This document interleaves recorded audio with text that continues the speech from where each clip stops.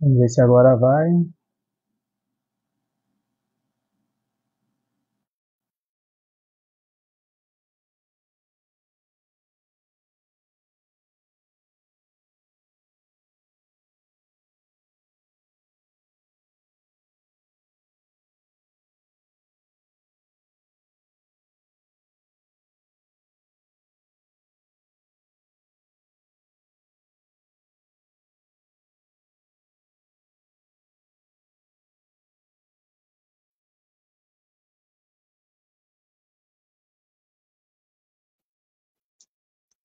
Agora sim, muito bom. Olá, agora vai. A gente tá aí, estava com alguns probleminhas técnicos, mas agora vai. Então, estamos aqui, no mais iniciando aí mais uma vez o Pode Falar, hoje pelo meu canal pessoal aqui, tivemos uns probleminhas técnicos, né? Mas é até bom que aí o pessoal que não tem aí assistido, né, vai estar entrando aí assistindo conosco. Então, hoje, no Pode Falar, nós estamos com uma pessoa muito especial, que é o doutor, psiquiatra, vai falar um pouquinho aí do currículo dele, tem aí um conhecimento enorme dentro da psiquiatria, professor, se não me engano, na USP, né? Então, sem mais delongas, seja bem-vindo, doutor Randinelli, para nós podermos aí tratar aí do assunto, o tema, a criança e adolescente aí na pandemia, tá bom? Seja bem-vindo. Primeiro, obrigado, Marcos, pelo convite. Muito bacana poder participar de um podcast. Ainda mais sobre um tema que é tão bacana como esse, um tema que é tão caro para a gente hoje em dia, que é a saúde de crianças e adolescentes, particularmente saúde mental de crianças e adolescentes, né? Bom, de fato, meu nome é Rondinelli, é meu nome mesmo, é meu sobrenome. Eu sou médico psiquiatra, sou formado, na verdade, pela Faculdade de Medicina de Marília, com residência em psiquiatria em São Bernardo do Campo e formação em psiquiatria forense no IPQ da USP, no Instituto de Psiquiatria da USP. E aí trabalhei boa parte da minha carreira, e ainda hoje, com população infanto-juvenil, tanto na rede pública quanto na rede privada também, no meu consultório particular e tudo mais. E eu acompanho as coisas, como todos nós, né, nos últimos anos, particularmente aí, primeiro ano da pandemia, o impacto imenso que ela teve sobre a saúde mental das crianças e adolescentes, particularmente os pais, mas as famílias que têm que às vezes perceber o impacto que isso foi, mas particularmente no primeiro ano. No segundo ano, teve umas certas aberturas que permitiram alguns tipos de alívio, mas o primeiro ano foi terrível, de verdade, né? Bom, mas enfim, é isso. Tá certo, é isso aí. Bom, você que está nos acompanhando, se quiser, mande a sua pergunta, né? Vai ser muito proveitoso, né? A participação de todos vocês, o quanto as pessoas aí puderem estar fazendo a sua pergunta, participando dessa live, né? E essa é a nossa intenção de levar conteúdo, conhecimento a todas as pessoas, né? Os munícipes, para podermos aí estar né, disseminando aí todo esse conhecimento a todos, tá bom? Então, senhor doutor Rondinelli, nós gostaríamos de, primeiro, dar aquela explanada, né, do que é a psiquiatria, né? Tem muita gente que não sabe muito bem o que é a psiquiatria, né? Quando procurar o psicólogo, o psiquiatra, né? Eu acho que a gente seria legal ter essa primeira definição aí, tá bom? Então, se eu puder aí nos dar essa ilustração. Vamos começar então, de fato, ainda hoje, o tema da saúde mental, particularmente no campo da psiquiatria, é um tema que causa ainda, a gente vê muito preconceito, muito receio, muita falta de conhecimento nessa área, e a gente tem muita imagem ainda muito negativa, ou ainda um pensamento um tanto antigo sobre isso. E aparecem muitos preconceitos, né? Sobre como é que funciona essas áreas. Então, vamos lá. A psiquiatria é uma área médica, ou seja, o psiquiatra é uma pessoa que faz o curso de medicina, são 6 anos de curso de medicina. Depois de terminar o curso de medicina, ele faz o que a gente chama de residência médica, que é popularmente conhecido como especialização, né? Poxa, quando é que o médico se torna especialista? Ele termina o curso de medicina e ele tem que prestar uma nova prova, que é o novo vestibular, que é mais difícil do que o vestibular de medicina, inclusive. A prova de exercício é bem mais complicada, bem mais concorrida. E aí ele vai escolher ali nessa prova para que ela vai, quero ser clínico geral, quero ser cirurgião geral, quero fazer, sei lá, Pediatria, psiquiatria é uma dessas áreas. Você presta uma prova e faz, são mais 3 anos no mínimo. Depois que você termina a residência de psiquiatria, você ganha o título de psiquiatra. Se você quiser, pode fazer uma subespecialidade, ou seja, você pode especializar ainda fazendo mais alguns anos na infância, em psiquiatria forense, em psiquiatria do idoso e por aí vai. Então, a primeira coisa é, essa é uma área médica, portanto, a psiquiatria está muito preocupada no fenômeno do sofrimento mental na relação com o corpo. Um lado é isso. O que Ok. diferencia? E a psiquiatria humanizada, né? Hoje em dia se fala muito da psiquiatria humanizada. O que seria? A gente entende que o processo de cuidado em saúde envolve a gente entender que existe uma dimensão. Antes de existir uma doença, existe uma pessoa. E essa pessoa tem aspirações, tem desejos, ela quer experimentar coisas. Então, por exemplo, às vezes a pessoa vai a um atendimento médico, ela fica receosa de dizer que não tem dinheiro para comprar um certo medicamento. Então, compreender isso, as restrições materiais, é importante. Às vezes a pessoa tem vergonha de falar sobre uma certa condição dela, por ser mais velha, mais jovem, por conta de alguma orientação sexual, o que quer que seja, a gente tem que estar aberto para isso também, para acolher a pessoa na sua integralidade. Então, às vezes questões até mais simples, né? A pessoa tem muito receio de até o psiquiatra, porque associa o psiquiatra com uma figura que vai encarcerá-la, que vai manter ela fechada em algum local, não vai poder sair mais. A gente também acolhe isso, ouve a pessoa, tenta informar ali da melhor forma possível e entender de onde é que esses sentimentos vêm. Isso é o processo que a gente chama de humanização em saúde. Bacana, é isso aí.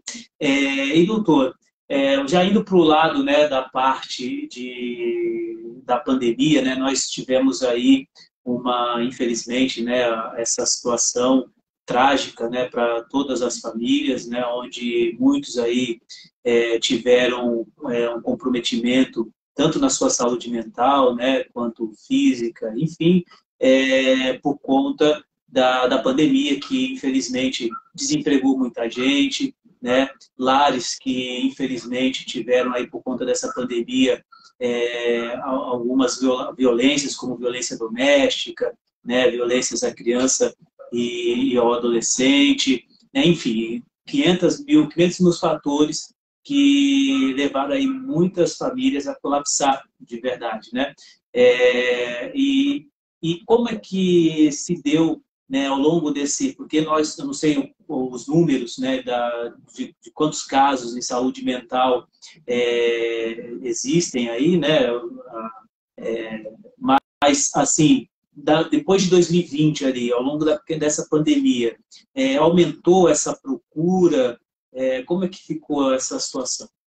A gente precisa lembrar, tinha um tema ali no começo da pandemia que eu quero chamar a atenção, que era deve ter lembrar, tinha assim, primeira onda, segunda onda, terceira onda, né? Então, a primeira onda envolvia inicialmente o consumo de recursos de urgência e emergência, e uma segunda onda que envolveria o consumo de enfermaria, uma terceira onda de recursos mais sofisticados como UTI, e a gente falou muito pouco sobre a quarta onda. A quarta onda, imaginava-se que a gente teria uma implosão dos serviços de saúde, ou seja, que a gente chegaria à exaustão dos serviços de saúde mental.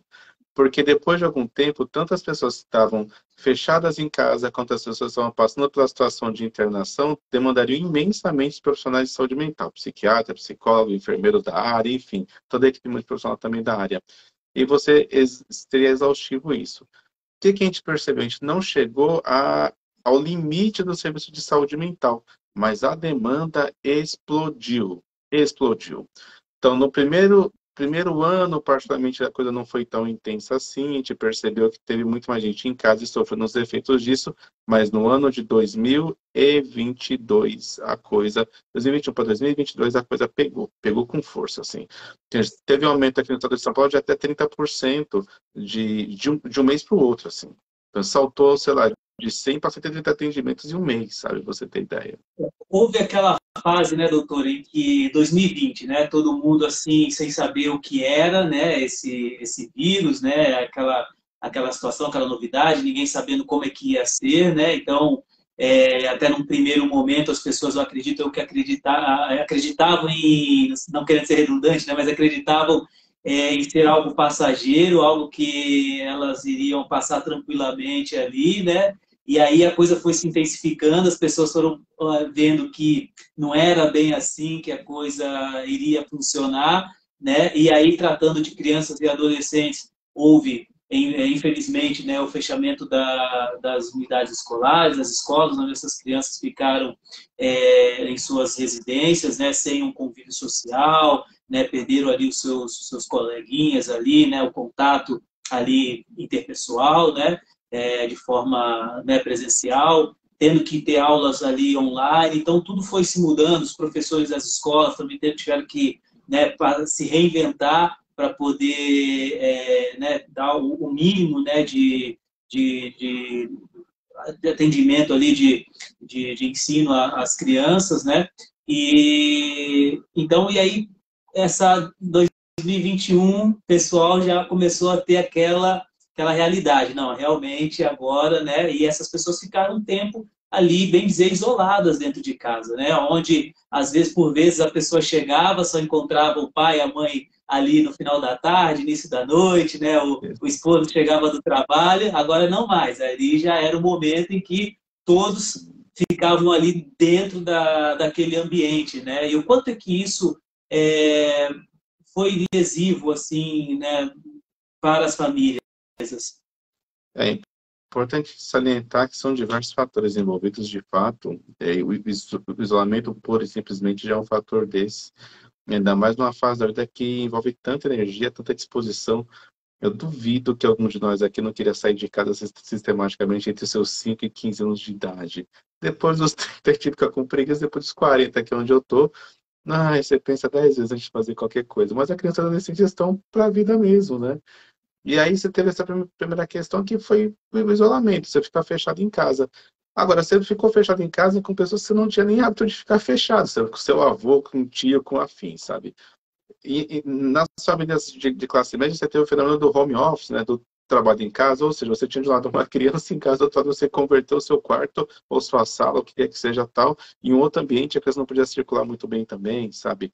Com o aumento da pressão por sobre esses adultos. Então, sobre as crianças especificamente, a gente percebeu um aumento do que a gente chama de transtorno de ansiedade, que é uma forma de sofrimento que envolve sintomas ansiosos. Então, aceleração de pensamento, dificuldade para dormir à noite, mesmo porque a rotina foi embora, né?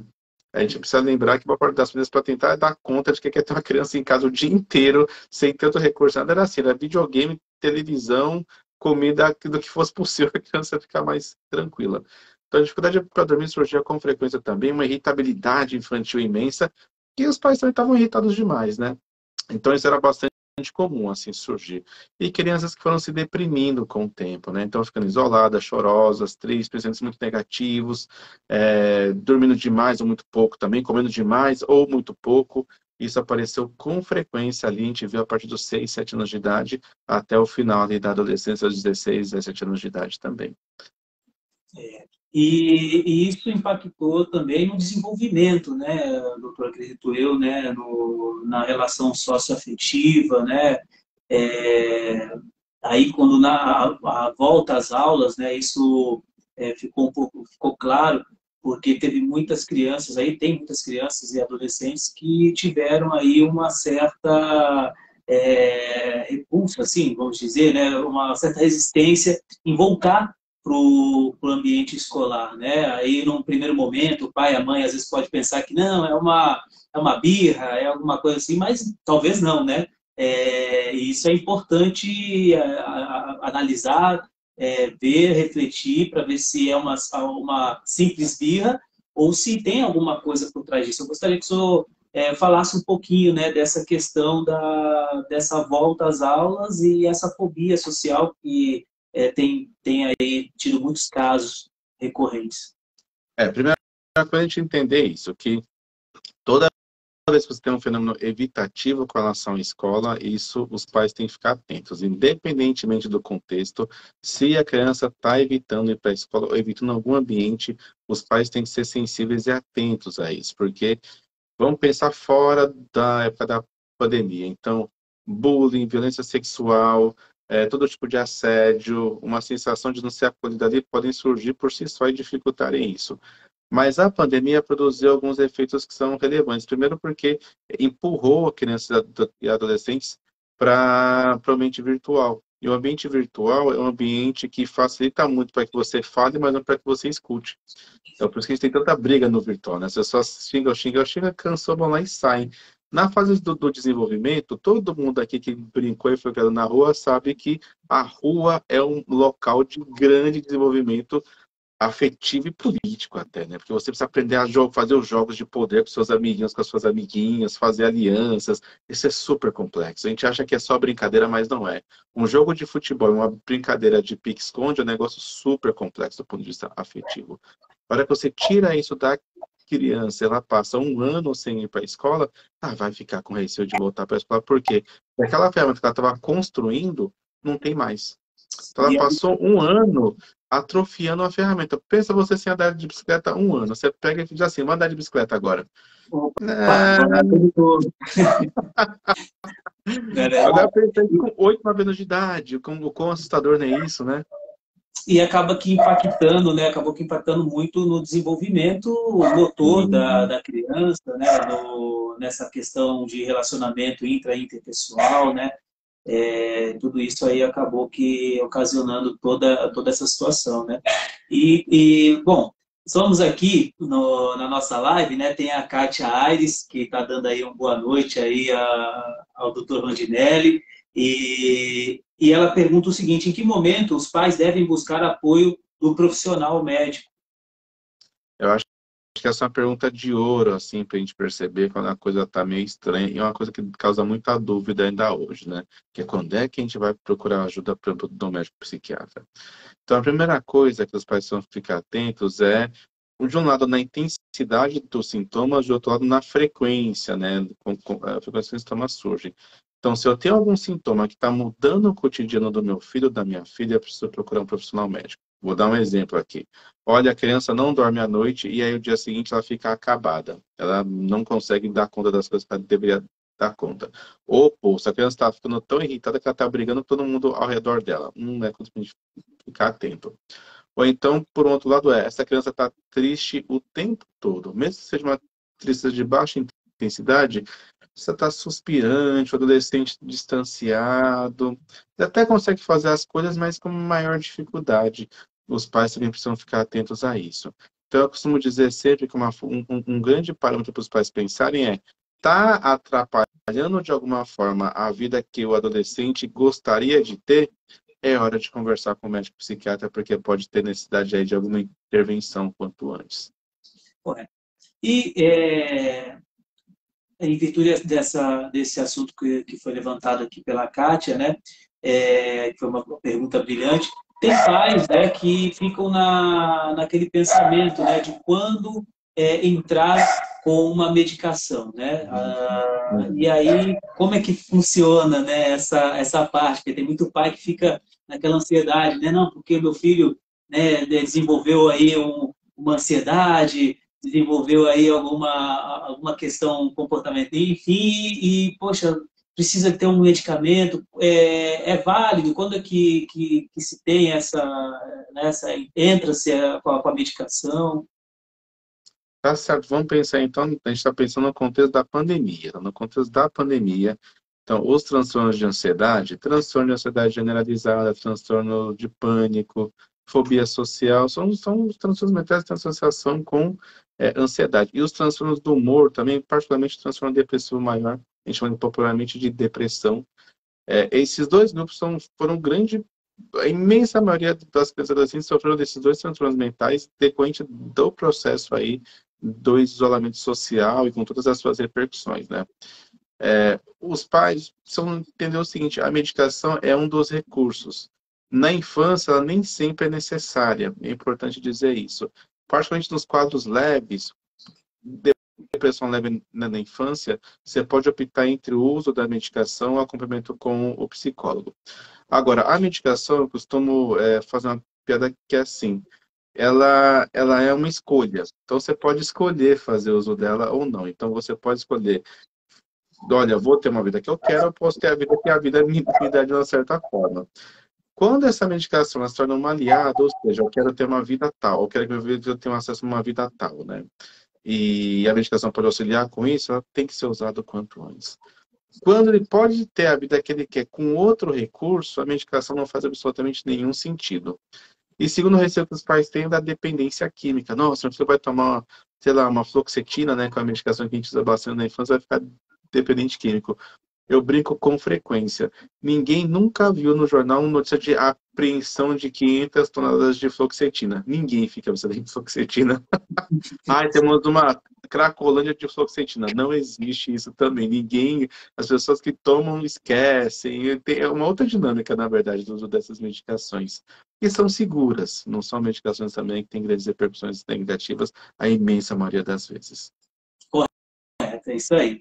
E, doutor, nós também percebemos, né, ao longo desses últimos anos, que há aí um número bem acentuado de jovens, né, de crianças e adolescentes que estão cometendo aí automutilação, né? A gente percebe aí muita criança e adolescente que está nessa situação e como lidar com essa questão, né? Porque tem muitos pais que não sabem lidar com essa questão, aí volta naquilo que nós estávamos comentando, que às vezes o pai acha que mas isso aí é um fato de querer chamar atenção, né? E às vezes não dá tanto crédito assim, e aí depois a coisa vai se acentuando, vai piorando, né? E como lidar, né? Como os pais podem lidar com essas situações? Olha só, e aí a automutilação, ou seja, o ato de você se machucar sem intenção de se matar, ele é mais comum de fato de aparecer na adolescência, particularmente entre as meninas, mas não só entre elas. A questão é que talvez não seja tão explícita assim, que existem inúmeras causas psiquiátricas para a pessoa se machucar. Porque a pessoa está ansiosa, porque a pessoa está deprimida, porque a pessoa tem uma forma muito ruim de regular os próprios impulsos, porque a pessoa tem uma dificuldade em lidar com a certa sensação de vazio, as razões são várias. Então, para cada uma dessas razões, existem formas muito específicas de lidar com o que a gente chama de automutilação, que é esse ato de se cortar, né, sem matar aqui. Mas o que eu posso dizer de forma geral? E aí vamos tomar essa questão sobre não chamar atenção. Olha, eu já ficaria muito, mas muito preocupado caso meu filho quisesse chamar atenção e precisasse se machucar para que essa atenção acontecesse. Eu ficaria muito preocupado com a qualidade do diálogo que eu tenho tido em casa com ele. Isso não significa que é um mau pai ou uma má mãe, mas de repente essa relação pode, né, demandar que a pessoa tenha aí um pouco mais de investimento, ou pelo menos algumas orientações específicas. Então, a primeira coisa é acolher, sem julgamento, de fato. Tentar entender por que está acontecendo, há quanto tempo que acontece, se a pessoa aprendeu a fazer isso, se ela está ensinando a fazer isso. Entender se ela aprendeu isso no círculo da escola, se foi na internet, se foi conversando com o vizinho no parque, se foi brincando na rua. Se ela está fazendo isso de novo, né? Porque tem uma pressão social para fazer ou porque ela tem algum tipo de sensação ali. Primeiro, diálogo aberto. Segundo, se machucou, é hora de profissional da área. A pessoa se machucou, sem dúvida nenhuma, é profissional da área, porque é ali que vai conseguir entender quais são as outras causas envolvidas. Entendi. E também há aquela questão que, com o efeito da pandemia, né, as crianças cada vez mais ali em redes sociais, né, internet, houve aí também aquela questão dos desafios, né, que acabavam culminando com essas questões, né, estimulando os jovens, né, a, infelizmente, praticar tais situações que causavam risco à sua saúde física, né? E até mental. E como o pai, a mãe, ela pode estar, de alguma forma, né, identificando essa situação. Tá, eu acho que isso vale muito aquela relação de proximidade e de entender quais são os desenvolvimentos das ações que os adolescentes têm. Se você tem, eu não vou falar o nome dos desafios aqui, porque eu não quero incentivar ninguém a procurar isso, mas eu, como psiquiatra forense, tive que me envolver e ver coisas e, enfim, né, a gente evita dar palco também para esse tipo de coisa. Mas é importante que a gente reforçar que todas as ações de crianças e adolescentes devem ser supervisionadas, todas elas. E a rede social, ou na verdade a internet como um todo, ela abre para você a possibilidade de você olhar para o mundo inteiro. Eu não sei se eu me sinto confortável em deixar uma criança de 6 anos de idade olhar para o mundo inteiro, porque ela pode olhar exatamente o mundo inteiro e o mundo vai olhar para ela também, e vai trazer para ela coisas que eu não sei se ela deveria ter acesso agora. Então, eu acho que essa é a primeira reflexão com os pais. Será que é uma boa ideia deixar que a internet decida o que é melhor para o meu filho? Ou melhor, deixar que meu filho decida o que é melhor para ele? Eu sei que os pais estão cansados, eu sei que existe uma demanda hoje das crianças e adolescentes pelo celular, particularmente para conseguir fazer uso de certa forma, mas a gente não tem dúvida, né, de que a primeira coisa é isso. Então, entender onde é que está acessando, limitar o tempo de acesso, eu acho que isso é bastante importante também. A gente tem tido vergonha e medo hoje em dia de dizer isso. A gente diz para os pais sistematicamente no consultório: olha, o seu filho não pode ficar o dia inteiro no celular. Quanto tempo? No limite, 1 hora. A gente está falando de 1 hora até os 10 anos de idade, 1 hora seguida, assim, mais que isso ao dia é impossível. Mas, doutor, é impossível, ele vai chorar, vai ficar com raiva de mim, como é que vai ser? Vai me achar o pior pai, a pior mãe do mundo. Esse é o papel como pai e papel como mãe, de fato, passar por essa fase. Eles não vão gostar mesmo, mas vão te agradecer em 10, 15 anos, com certeza. Ainda bem que meu pai não me deixou ficar pensando naquele negócio, porque senão sai fora, né? E aí, terceira coisa é identificar com os pares. Olha, conversar com outros pais também. Você viu alguma coisa que ele está fazendo tal? Para, né, saber como é que está a movimentação aí no grupinho da escola, da rua e por aí vai. Infelizmente, né, esses conflitos entre pais e crianças e adolescentes se acentuaram muito justamente por conta dessa situação, né, do uso exacerbado do celular, né, e, enfim, e aí na pandemia, né, isso acredito que tenha se potencializado, e muitos pais não souberam lidar. Conheço várias famílias, né, várias pessoas aí que têm seus filhos e não sabia lidar com essa situação, né, de como, poxa, como é que eu tiro o celular deste menino, é só isso que tem para ele fazer, se eu deixar ele sem, ele vai berrar, ele vai gritar, ele vai fazer, ele vai acontecer, né? Isso também pode ser um sinal de que há uma dependência dessa tecnologia, e aí como a gente pode pensar aí né, em tratar isso, aí, o pai precisa ter, de fato, essa atenção, né, doutor? Eu acho que a primeira coisa é a gente parar de sentir vergonha de dizer não para os nossos filhos. Eu acho que isso tem sido, inclusive, um incentivo importante da saúde mental para lembrar os pais que eles são pais. Pais e mães, né? São pais e mães dessas crianças, portanto, dizer não faz parte do processo como um todo. Eu estou chamando a atenção aqui sobre essa perspectiva porque o primeiro passo é assumir que o filho está com dificuldade.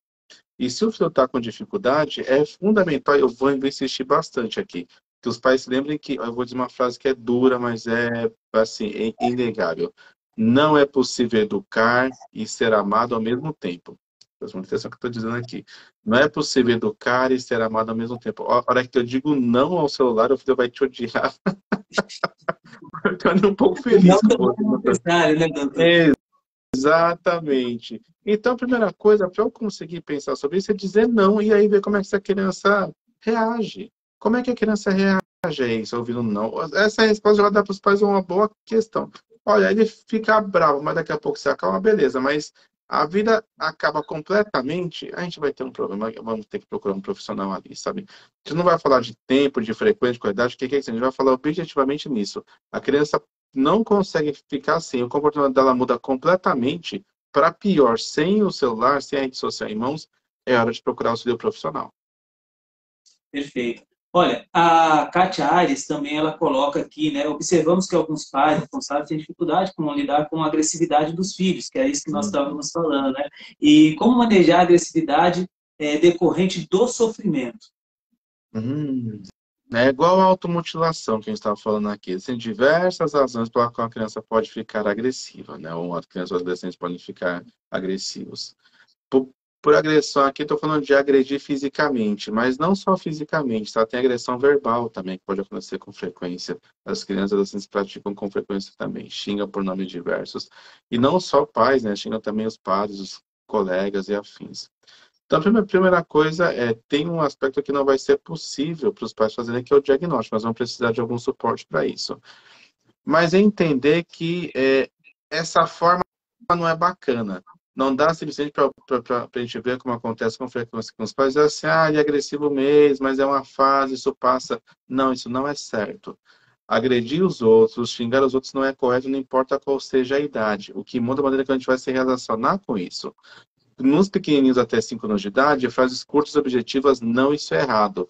Aos 15 anos de idade, a gente vai ter que conversar e entender o que está acontecendo, meu chapa. O que está acontecendo, minha consagrada? Por que você está usando esses termos? Por que você bateu? Por que você está ofendendo? Por que você está aparecendo aqui, sabe? A gente precisa conversar sobre isso. Caso você consiga delimitar locais e situações muito específicas, olha, eu tô bravo com o meu irmão, portanto, a minha forma de lidar com ele é dessa forma, a gente vai entender que é um problema ali adaptativo, mediações em casa até conseguem dar conta disso. Começou a aparecer em mais de um cenário, ou seja, em casa e na escola, em casa, escola e rua, então rua, escola e parque, aí tem coisa para ficar de olho. Então, a primeira coisa que os pais precisam entender que é errado, a agressão é errado, não importa a idade. Mas tenho 2 aninhos. É errado. A gente vai ter que educar as crianças e adolescentes em função disso. E depois, se isso aparece mais de um cenário, vamos ter que procurar atrás de auxílio profissional também. Sim. E, assim, infelizmente, né, a falta de comunicação, às vezes, entre os filhos e os pais, né, potencializa, né, essa situação, né? E hoje em dia, às vezes, os núcleos familiares, eles não estão conseguindo ter essa comunicação, essa escuta, né, de saber ali a hora de talvez escutar ali a criança adolescente, ou a criança também ouvir, né, o pai, saber quais são os limites, né, até onde entra ali os seus deveres e direitos, né?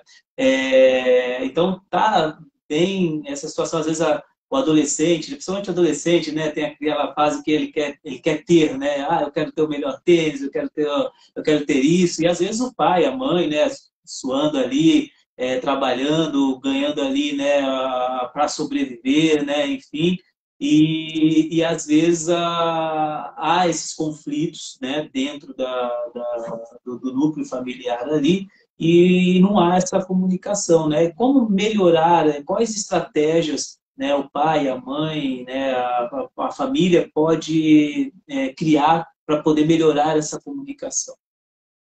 Primeira coisa, a gente precisa lembrar, que eu estou assistindo bastante aqui nisso, em ponderar esses pais. Então, papai e mamãe que estão vendo esse vídeo aqui, lembrar vocês de que vocês são pai e mãe. Então, vocês têm responsabilidades com relação ao futuro dos seus filhos. Portanto, vocês têm o direito e a liberdade para escolher, segundo suas convicções pessoais e dentro da legalidade que está dada aí, os melhores caminhos para isso. E certamente o melhor caminho, não importa qual seja a sua escolha, inclui você dizer, lembrar, sou pai, sou mãe, portanto, meu filho vai ter que respeitar as regras que estão colocadas no mundão. Vou colocar do meu jeito, do meu jeitinho de falar, do meu jeitinho de fazer, uns mais assim, outros mais assado, e vida que segue. Segunda coisa é lembrar que esse diálogo ele tem que respeitar a fase de desenvolvimento da criança. Não adianta eu me sentar com a criança de 2 anos de idade e explicar toda a complexidade das regras do mundo. É o seguinte, você não pode querer o doce da criança porque, né, tem relações aí sociais assim. Eu já vou dizer assim, eu quero doce. Só tem que ter. Não. É objetivo, né? Não pode. Não pode porque... E resposta objetiva, não pode porque doce não é para sua idade. Com 15 anos de idade, o respeito é de outra ordem. Olha, você entende isso? Mas pai, eu quero um tênis assim. Olha, papai não tem dinheiro para isso. Papai não tem dinheiro para isso. Olha, mamãe não tem dinheiro para isso, não tem recurso para isso. O papai pode dar uma outra coisa que acho que é importante para você ter, sabe? Mas entender que esse processo que ainda mais para a gente, que vem de uma sociedade no qual os seus pais, os meus, por exemplo, lutaram para ter alguma coisa e para dar para nós o que eles não tiveram, a gente se sente mal quando não dá uma coisa para os nossos filhos, não é? Mas quando a gente diz não e não vai dar porque aquilo não é importante, para a gente está dando algo muito poderoso, que é a chance de ele entender que ele pode ser alguém sem ter algo. Então é muito importante reforçar isso. Não é porque você negou algo para o seu filho que você não deu, que você está tirando dele de alguma coisa. Não, você está dando para ele a possibilidade de ser um adulto muito mais forte ao fazer isso. Não é? Quer um tênis, filho, não tem tênis. Ele vai aprender a viver sem achar que o tênis é o que delimita ele como pessoa. Pode até ser que depois, quando a gente estiver trabalhando, ele queira comprar o tênis. Normalmente não quer. Normalmente, quando quem descobre o preço, depois que trabalha, não quer comprar o tênis, fica tudo mão de vaca, fica tudo mão de vacas. Mas é importante perder o receio de agir como pai e mãe numa hora como essa. Dizendo sim, quando a gente disser que eu acho que é importante comprar esse tênis sim, é confortável, você precisa de tênis, vamos lá. Mas também dizer não, se já está muito caro, não tem condição nenhuma, a vida que você, mas pai, mas... a amizade continua a mesma, filho. Mas a resposta é não. Tá certo. E você que está nos assistindo aí, né? Espero que você esteja aí gostando da nossa live de hoje, né? Com o Dr. Rondinelli, que é psiquiatra, tem uma clínica no Guarujá, né, doutor Então, Rondinelli? É isso? Santos, né? Tem uma clínica em Santos, né? Já atuou também pelo CAPES, é isso, correto? exatamente. E, em cima disso, tem muita gente que tem dúvidas ali, um pouco de dúvidas com o serviço que o CAPES, né, pode aí oferecer, né?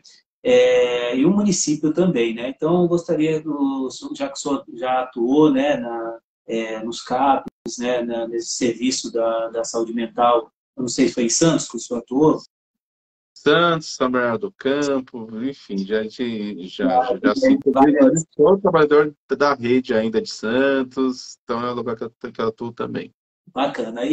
E aí eu gostaria que o senhor, né, pudesse aí falar um pouquinho também sobre isso, né, abordar um pouquinho esse tema, quando é atenção básica ali, quando é um caso de CAPES, né, que a pessoa tem que procurar ali essa ajuda no CAPES, o que o CAPES pode oferecer, né, a atenção básica pode oferecer, quanto à saúde Perfeito, mental. perfeito. Vamos pensar então que é o seguinte, o que a gente esperaria que acontecesse é que cada situação tem a sua complexidade, isso pode variar bastante. O CAPS, também conhecido como Centro de Atenção Psicossocial, são dispositivos do SUS. Então, é uma estrutura do SUS que funciona com o médico psiquiatra, funciona às vezes com o médico generalista, mas você vai encontrar ali psicólogo, assistente social, terapeuta ocupacional, equipe de enfermagem, profissionais do administrativo, profissionais de limpeza e tantos outros. Dependendo do tamanho do CAPS, ele pode ter o que a gente chama de um regime no qual a pessoa, em situações de maior gravidade, lógico, né? Pode ficar lá o dia inteiro, mas no qual você pode fazer também o que a gente chama de hospitalidade integral. A pessoa pode, às vezes, passar 24 horas, dependendo da sua necessidade e dos recursos que esse CAPS dispõe para ofertar para essa pessoa. O CAPS, portanto, ele parte do princípio de que o cuidado ele é feito na vida. Então, não vou manter a pessoa tem algum sofrimento mental, sofreu de uma esquizofrenia com 15 anos de idade, com 16 anos de idade, de um transtorno afetivo bipolar, que são transtornos mentais graves. Eu vou isolar a pessoa do mundo. Não, não, não. O que você vai fazer é ajudar essa pessoa a se inserir no mundo. Pode ser que ela tenha que passar algum tempo ali, fazendo algumas ações, mas ele vai sempre auxiliar a pessoa nisso. Então, a primeira ação que o CAPS tem é acolher o sofrimento. Então, bati no CAPS hoje, vai ter que ter um profissional ali que vai, olha, o que está acontecendo, o que você vê aqui, quais são as suas demandas. Feito esse primeiro passo, o segundo passo é ajudar essa pessoa a dar conta dessa demanda. Às vezes nem é no CAPS, e às vezes as pessoas confundem o CAPS com algum outro dispositivo. Eu estou com um problema porque eu preciso de um passe de ônibus, tá? Não é aqui não, é na ciência social que vai. Mas a pessoa está sofrendo em função disso, porque ela precisa, né, circular de um lugar para outra, ansiosa, preocupada, mas aí o CAPS também ajuda com isso. Mas o primeiro passo é acolher esse sofrimento, o segundo passo é tentar encontrar os recursos necessários. De repente é importante o psiquiatra, é importante o nosso psicólogo estar junto, é importante participar de algum grupo terapêutico aqui dentro, é importante a gente conversar com a escola para entender por que está dando problema A, B ou C na escola. É importante que a gente se articule com o aparato de justiça, com o Ministério Público, com o Conselho Tutelar e afins. Então, você vê que na infância é uma estrutura muito complexa que se opera ali, de muitos recursos, de forma geral, tá?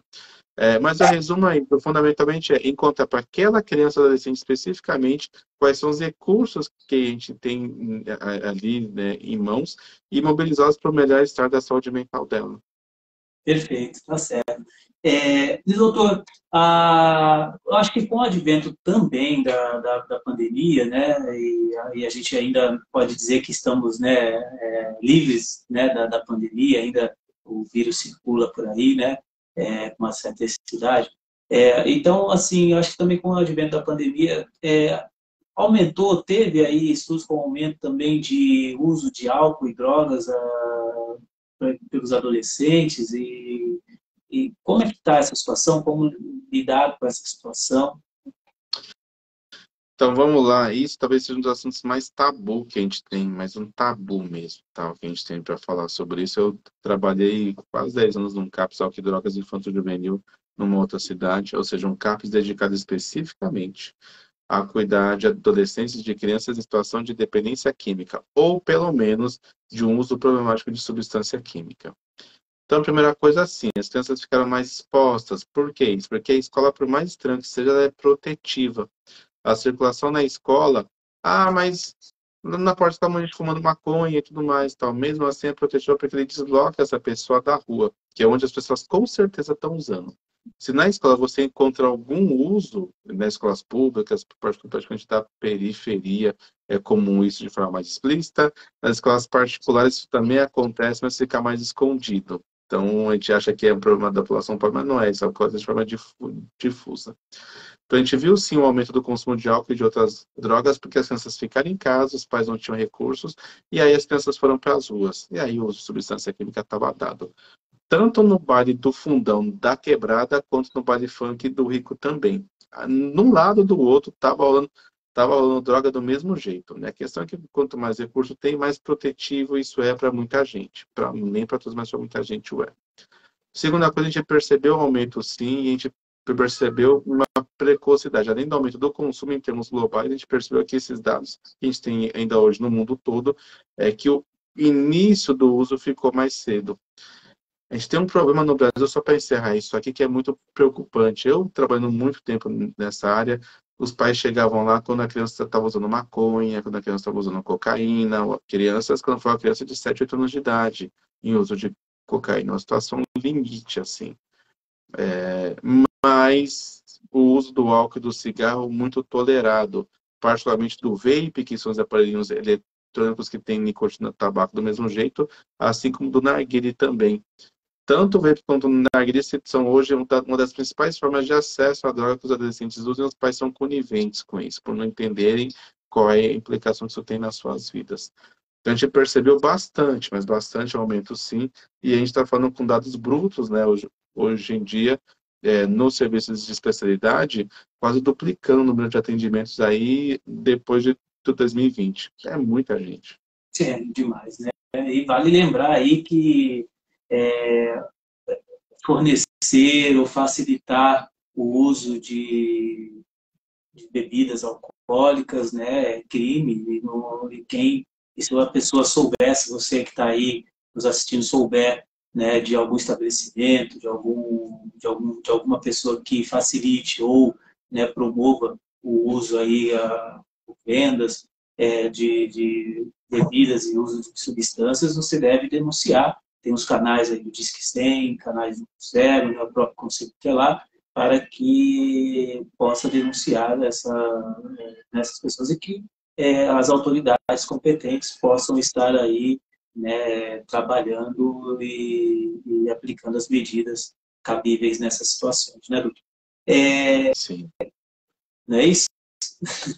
E, doutor, aqui a Esther, ela pergunta o seguinte, na verdade, ela coloca, né, teve um maior aumento na investigação de transtornos do desenvolvimento após a pandemia?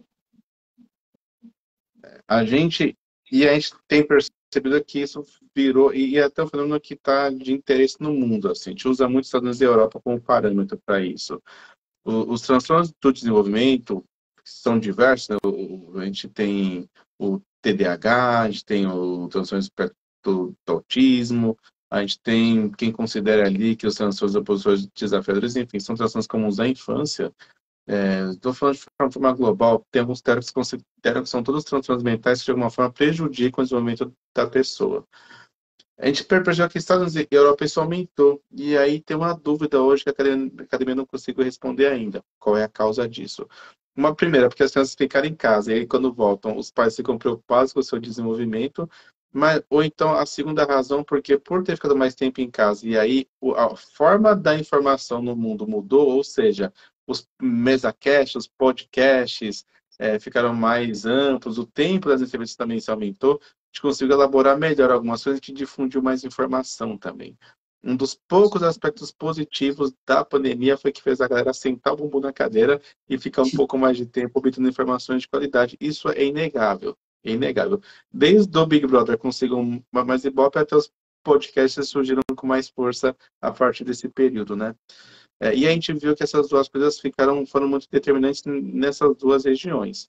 Então, a gente não sabe qual é a causa, mas sim, a gente começou a fazer mais investigação, a escola ficou muito mais atenta ao desenvolvimento dos seus estudantes nesse retorno, então a saúde mental foi muito mais demandada nessas regiões que eu estou citando aqui, e, para além disso, a gente percebeu que os diagnósticos também aumentaram, a gente começou a fazer diagnóstico com mais segurança agora, porque as crianças foram muito mais sondadas para isso, inclusive, né? Sondadas é o quê?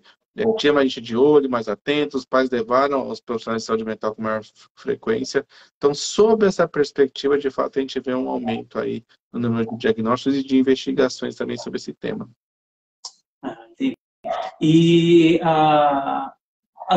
o pai e a mãe, né, às vezes ela não está sabendo, assim, talvez, lidar com as situações, assim, principalmente com crianças que são consideradas atípicas, né, crianças com deficiência, que tem TEA, né, que tem aí o TOD, né, entre outras comorbidades, né, e elas não tipo, se sentiram ali naquele momento ali da pandemia, né, dentro da pandemia, não sabendo lidar talvez com a situação, né, porque, enfim, se uma pessoa, se eu, o senhor, né, nós aqui já 20 minutos sentados, a gente já fica impaciente, né, que dirá uma criança que tem o TEA, que tem o transtorno opositor, ou que tem o TDAH, né, enfim, e assim, aí a gente parte para essa questão da saúde mental dos pais, né? E aí, doutor, como é que funcionou isso? Como é que isso aí, né? Como é que o pai, onde o pai pode se socorrer? Como é que ele pode, né, se socorrer também nessa questão? Porque não é só cuidar, né, da criança em si, né? Mas o pai também, a mãe, né? Os pais têm que ter esse cuidado, né? Sim, acho que isso é um dos maiores desafios, assim, porque a primeira coisa é como é que a gente vai se cuidar numa situação de piora das questões econômicas. Acho que isso foi muito importante. A pandemia no mundo todo trouxe uma recessão global, a gente só mais com guerra na Ucrânia e Rússia, enfim, tem todos os determinantes aí que pioraram as condições globais no mundo todo, assim como condições locais também, né? A resposta que o governo federal deu naquela época, em termos de recurso, enfim, tem série de desdobramentos aí que são bem complexos. Então, quando a gente fala sobre isso, a gente precisa pensar de quem que a gente está falando. Se eu estou conversando com alguém que está na perifa, sem dinheiro algum, que está vivendo a sua vida ali no limite, o que eu vou dizer para essa pessoa? Obter dinheiro e conseguir garantir o arroz com feijão é a principal medida de bem-estar para esse pai e para essa mãe naquele momento. É isso. É o suficiente? Não é, mas minimamente a busca pela dignidade ali é um elemento relevante em termos de sobrevivência. Ah, tem alguma técnica psiquiátrica para sobreviver a isso? Não existe tratamento da saúde mental para a fome. Fome, a gente trata a fome com comida. É importante salientar isso. Quando a gente está com o buchinho cheio, tem um pouco mais de recurso, sobe ali para a população da classe média, está fazendo home office em casa e afins, o que apareceu com imensa frequência nesses 2 anos? Mas assim, imensamente. O tal do burnout ou síndrome de esgotamento, que é uma situação na qual a pessoa ficou multitarefa, então tinha que limpar a casa, cuidar das coisas, e isso principalmente sobre as mulheres, né? Porque os homens ainda são muito negligentes com isso. Os homens ainda passam muita vergonha por não fazer a lição de casa. Limpar a coisa, cuidar das crianças, cuidar dos animais, dos idosos, que às vezes precisam de nosso auxílio, os homens se esquivam disso com frequência ou fazem menos. Até faz, mas faz menos, faz de uma forma menos intensa. Então, primeira coisa, e aí dica, eu estou pensando nessa população de classe média, que tem um pouco mais de recurso. Primeira coisa para os pais é sacar o seguinte, vai ter coisa que vai falhar. Então, você não vai conseguir nem ser a maravilha, nem o Superman ali. Se eu estou cuidando da casa, a criança vai ficar de lado. Se eu vou cuidar da criança, a casa vai ficar desarrumada e está tudo bem. Mais importante do que cuidar da casa é cuidar da criança, tem nenhuma dúvida disso, dos adolescentes também. Mas alguma coisa perde. A casa fica difícil, a cama não vai ficar bem arrumada e está tudo bem. Segundo, ninguém nasce com o dom ou teve formação para ficar entretendo os outros. Ah, como é que eu vou agir com uma criança que está em casa o dia inteiro? Porque ela fica entediada. Vai ficar entediada.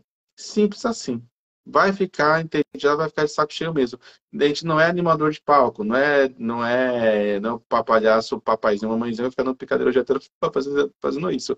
E é importante que as crianças possam se entediar também. Eu sei que é duro dizer isso, mas é lembrar porque senão os pais não aguentam. Tem algumas coisas que são importantes também lembrar, tá? O pai tem que ter tempo e a mãe para eles também. Então, vai caminhar que horas, vai namorar que horas, não é? Porque esse casal tem que funcionar, se tá junto, se tá separado, vamos dividir com o pai, com a mãe, como é que são essas funções aí também, não é verdade? Mas pensar em tempo para esse pai também fazer coisas, às vezes, sem peso na consciência. Vai ficar com os avós, eu vou sair à noite para fazer tal coisa. Vai, sai e some. Vai fazer coisa da sua... Ou fica em casa e dorme. Mas aquele momento é seu.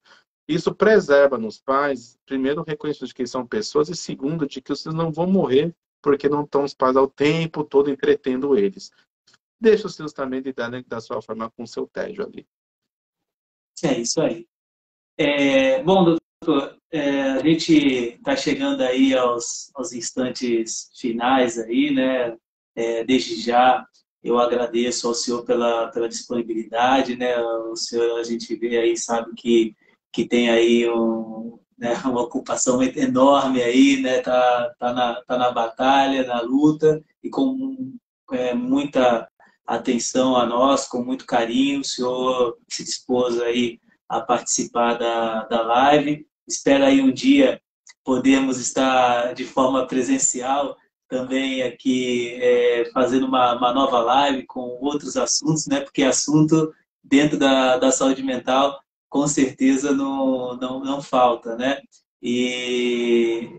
Poxa, para mim foi uma honra tê-lo aqui conosco, né? E a intenção desse canal, a gente sempre fala, o objetivo desse canal nosso, né, dessas nossas lives, é fomentar as pessoas conhecimento, né, levar para elas um conteúdo, né, uma informação. Eu acredito que hoje em dia, às vezes, falta um pouquinho de informação ou muita informação, né, na sociedade como um todo, e isso às vezes acaba acarretando às vezes algumas situações, né, que poderiam ser evitadas.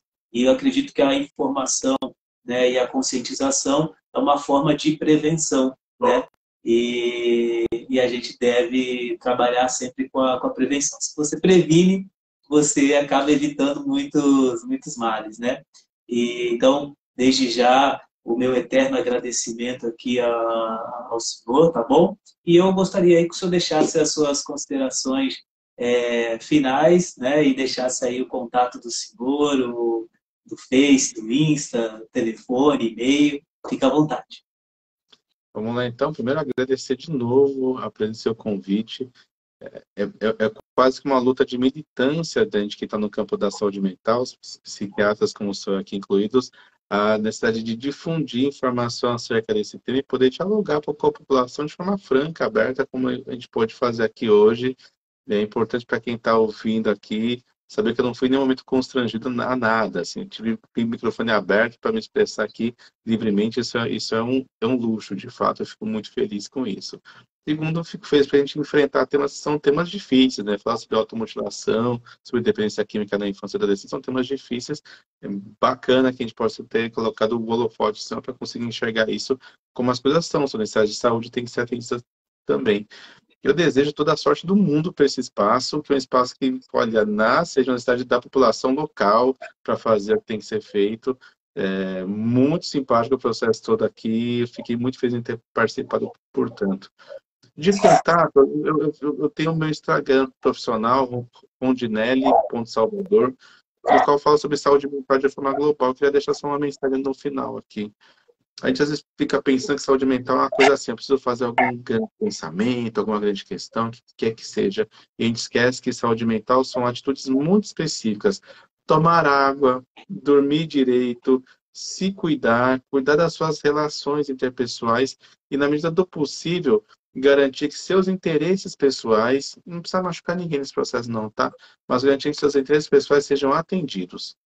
Lembrar que, olha, somos seres humanos e para eu me sentir bem, eu preciso, às vezes, de um pouco de espaço, eu preciso, às vezes, assistir meu jogo, assistir meu filme, minha novela, preciso de tempo para ver as questões também que podem parecer nada, mas que dão uma sensação de satisfação tão boa. Eu acho que essa mensagem que eu queria trazer aqui, tanto para nós adultos, quanto para os pequenos também, que a gente precisa tanto cuidar deles, né? É isso aí. Então é isso, pessoal. Muito obrigado a vocês que nos assistiram, que nos prestigiaram. A gente pede sempre no final da live que você curta, compartilhe, né? Comente e que leve toda essa conversa que nós tivemos, todo esse conteúdo que nós tivemos para outras pessoas e para que mais pessoas possam aí alcançar este conteúdo, tá bom? Muito obrigado a todos e até a próxima live. Fiquem com Deus. Tchau, tchau. Tchau, doutor. Tchau, Boa tchau. sorte. Tudo de bom aí, tá bom? Obrigado. Nada. Tchau, tchau.